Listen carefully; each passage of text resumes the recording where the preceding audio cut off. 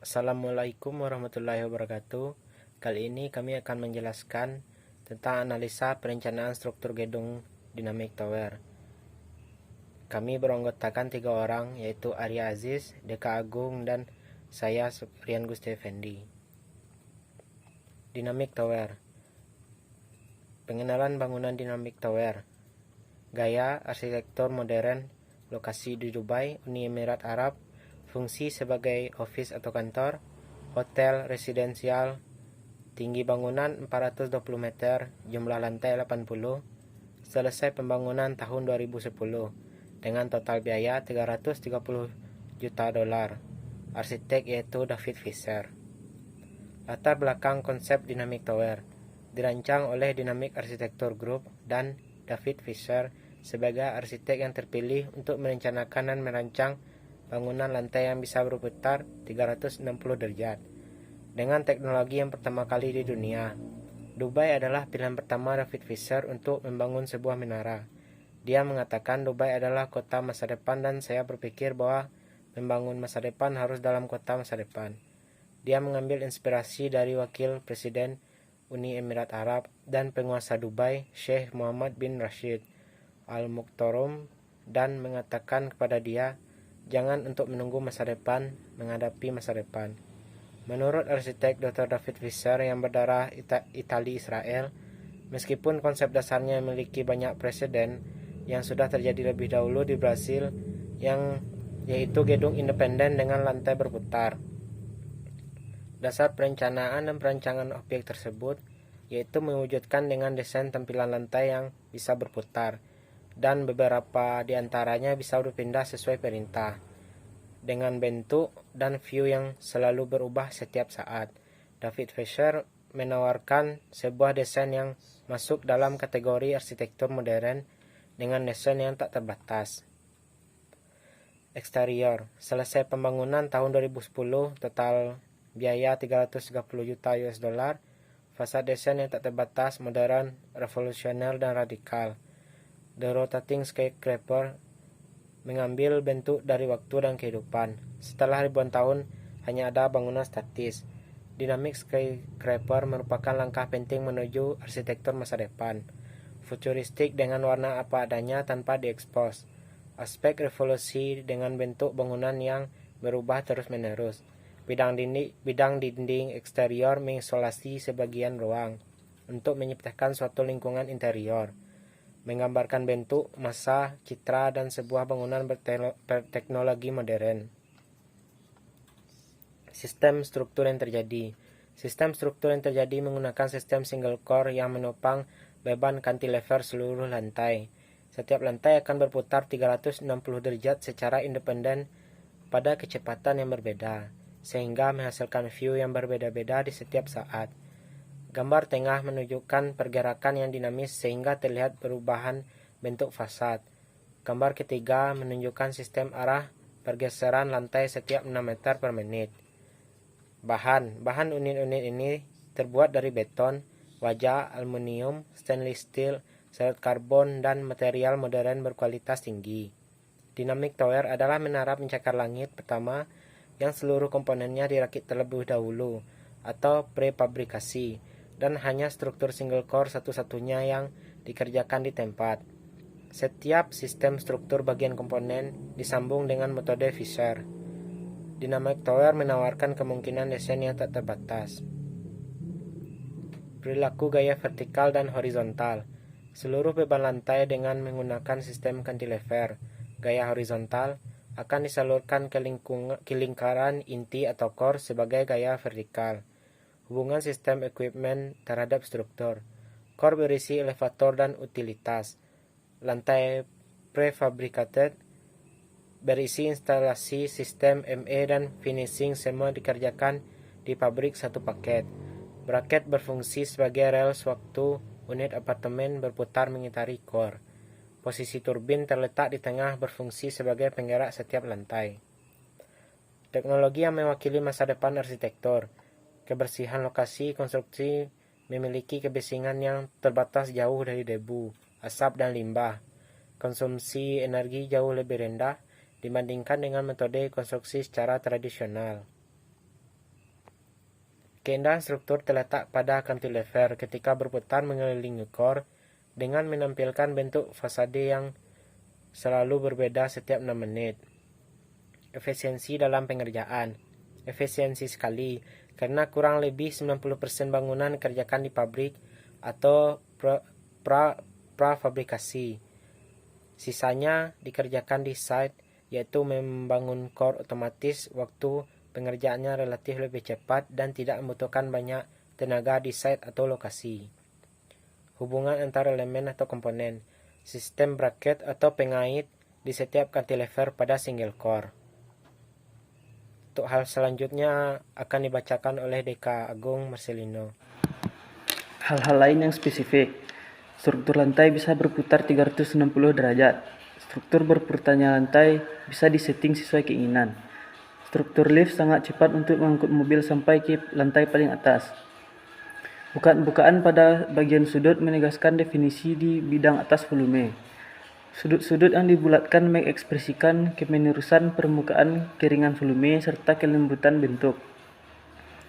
Bentuk-bentuk beraturan merujuk pada bentuk bagian-bagiannya terhubung satu sama lain dengan cara konsisten dan teratur.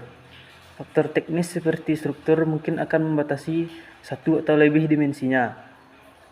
Lingkungan-lingkungan eksterior atau ruang interior yang berdekatan mungkin akan memberikan tekanan pada bentuknya. Fungsi utama. Untuk apartemen berbagai ukuran dengan luas 124 meter persegi. Penginapan 20 lantai untuk perkantoran dengan luas. Lantai 21 sampai 35 berfungsi sebagai hotel mewah. Lantai 36 sampai 70 berfungsi sebagai perumahan. Dan 10 lantai mewah terletak di lokasi utama di Dubai dan akan menjadi tempat paling bergengsi. Fungsi pendukung. 1. Restoran. 2. 20 lantai sebagai ruang retail. 3. Fasilitas area parkir per lantai.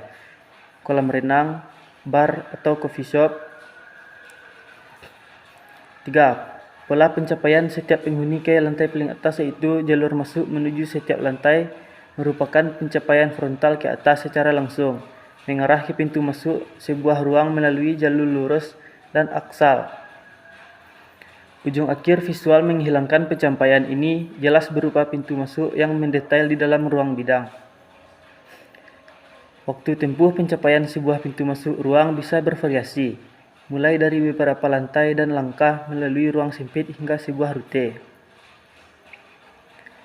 Penghuni yang menempati gedung akan diberi fasilitas kemudahan untuk membawa mobilnya ke atas di lantai depan pintu mereka. Poros inti beton yang kuat dan ramping ini dirakit di lokasi untuk konstruksi memudahkan pengerjaan. Poros inti beton diciptakan untuk kuat menahan seluruh beban lantai. Fungsi core sebagai kekuatan dari bangunan itu sendiri, juga sebagai lift mobil dan orang. Besaran setiap lantai kamar beragam ukuran. Interior. Pola 1. Pola organisasi sekunder yang dikelompokkan terhadap sebuah bentuk dan dominan.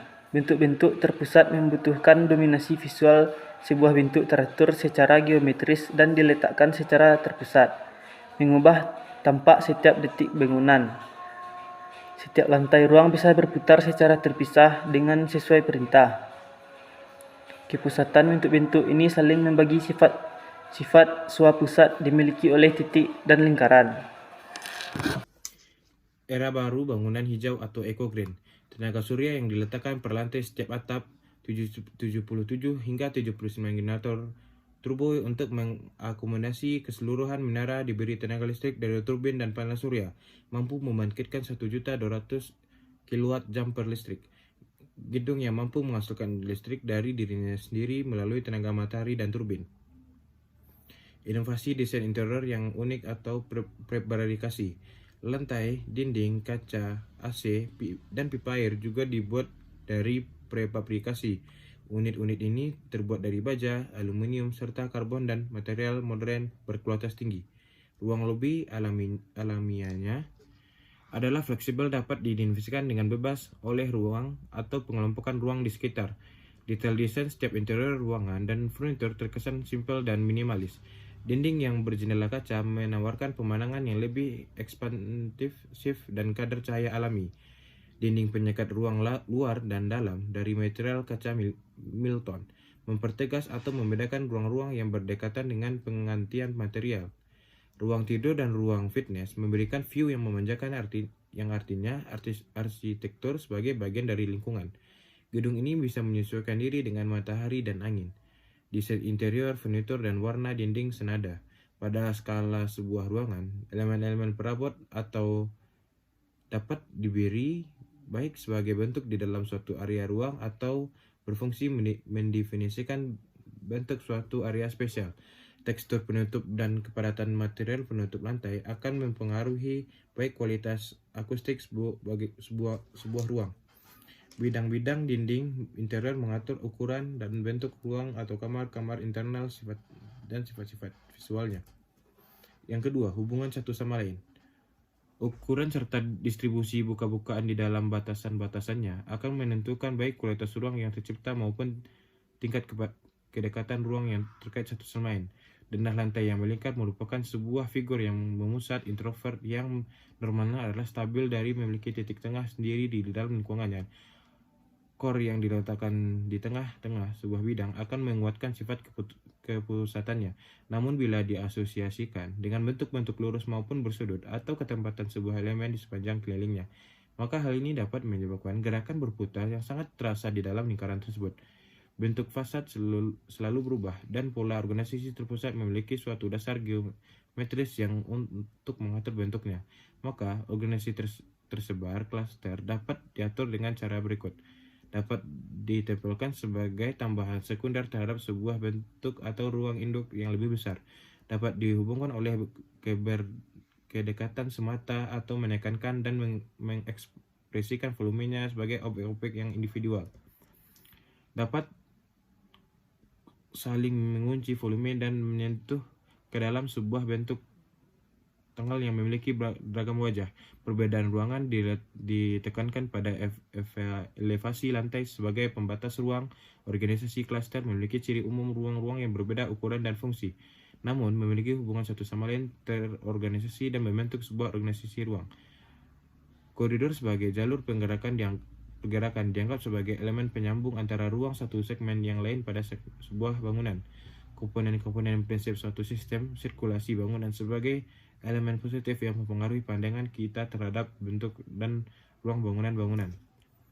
Fakta dinamik tower. Yang pertama, aspek futuristiknya masing-masing lantai dapat berputar 360 derajat penuh dalam 90 menit. Yang kedua, setiap lantai akan berputar secara independen, sehingga bangunan akan terus berubah bentuknya. Yang ketiga, The Dynamic Tower Dubai adalah bangunan prefabrikasi pertama di dunia. Lantai akan dibuat dari 12 modul dan masing-masing akan dibangun secara terpisah. Dilengkapi dengan sistem pendingin udara, pipa, dan sistem listrik. Yang keempat, gedung pencakar langit ini akan didukung oleh bahan bakar sendiri dari generator tenaga angin dan surya. Turbin angin akan terletak di antara dua lantai berturut-turut, sementara panel surya akan ditempatkan di atas setiap lantai dan atap. Turbin angin akan mampu memproduksi 1.200 kWh energi, dan kedua sumber energi dikombinasikan dan dapat menghasilkan listrik sebuah bangunan cerdas dan ramah lingkungan. Yang kelima, 5 lantai teratas gedung ini disediakan untuk villa eksklusif yang memiliki tempat parkir sendiri di mana mobil dan kendaraan akan dibawa ke atas dengan bantuan lift khusus. Kelebihannya yaitu, The Dynamic Tower menghasilkan energi dari dirinya sendiri dan sifatnya ramah lingkungan. Yang kedua, menggunakan teknik yang benar-benar radikal. Yang ketiga, total waktu pembangunan 30% lebih cepat dari normal pada pencakar langit berukuran sama dan lebih hemat dibandingkan dengan metode tradisional. Menghabiskan waktu pengerjaan 6 minggu per lantai, sedangkan teknologi pada dinamik mampu menyelesaikan 1 minggu per lantai. Yang ke-6, poros yang ramping dan sangat kuat untuk mengangkat orang dan mobil sampai ke lantai paling atas. Yang ke-7, setiap lantai dibuat sepotong demi sepotong di pabrik. Kekurangan Dynamic Tower yaitu hal ini memberikan tantangan khusus dalam mengevakuasi di lantai atas, perlu ekstra keberanian jika terjadi kebakaran atau bencana. Kedua, biaya lebih mahal dibandingkan mengevakuasi di lantai bawah. Yang ketiga, membutuhkan biaya lebih banyak dalam kebersihan, perbaikan, dan berenovasi. Dari uraian di atas, maka karakteristik arsitektur modern adalah menolak gaya lama, hanya satu gaya, internasional atau tanpa gaya. Yang kedua, menolak ukuran yang terkesan klasik, penambahan ornamen dianggap suatu hal yang tidak efisien, menyederhanakan bangunan sehingga formasi desain detail tidak perlu, mengadopsi prinsip bahwa bahan dan fungsi sangatlah menentukan hasil bangunan, memandang bangunan sebagai mesin, berupa khayalan idealisme bentuk mengikuti fungsi sehingga bentuk menjadi monoton. Terima kasih, itulah presentasi dari kami. Assalamualaikum warahmatullahi wabarakatuh.